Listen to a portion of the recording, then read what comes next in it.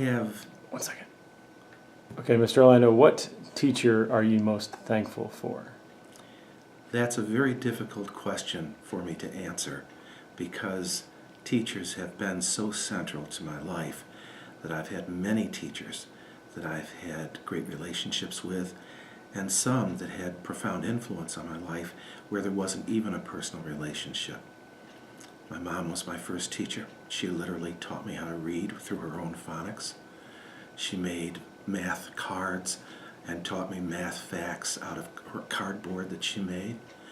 My dad was a tremendous reader, writer, and public speaker, so I aspired to be something like my dad someday, but I don't know if I ever got there. We've had teachers in high school. My 10th grade teacher was the first scholar I ever met, and he was educated at European universities and American universities, and he taught me the 8 parts of speech. I never understood it before. Whoever invented adverbs anyway? And in 11th grade, I had a marvelous English teacher that opened up the world of literature for me. Not only was there a plot and information, but there was truth and beauty to be dug out and to be revealed to us, and I knew I would be a reader for the rest of my life. In college, I had a pre-law advisor who came from an Idaho beet farm. The man had a work ethic second to none. He was marvelous.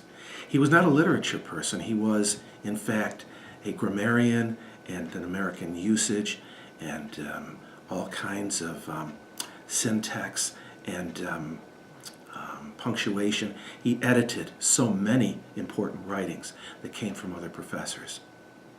But I would say the teacher that stays with me the longest, as all these teachers have traveled with me forever, but the teacher that stays with me the longest is Marilyn Arnold. She was an American literature teacher at college, and she was wonderful, simply wonderful.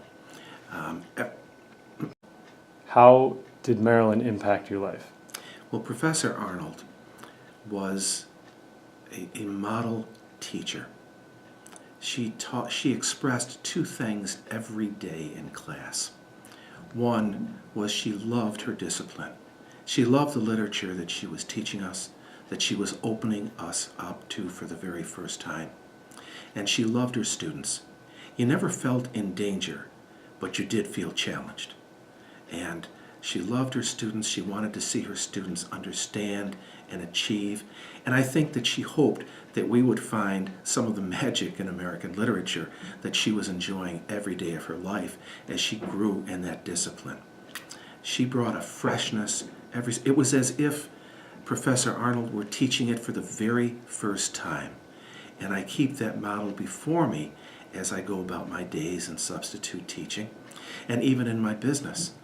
You can get caught up in repetition of presentations of different kinds of things, but if you can bring an honest freshness to it that inspires yourself and expresses that inspiration to your students, I think it's a huge advantage, and it demonstrates, I think, what I love best in teachers. And if she were here, or if you could say anything to her, what would that be? To express gratitude.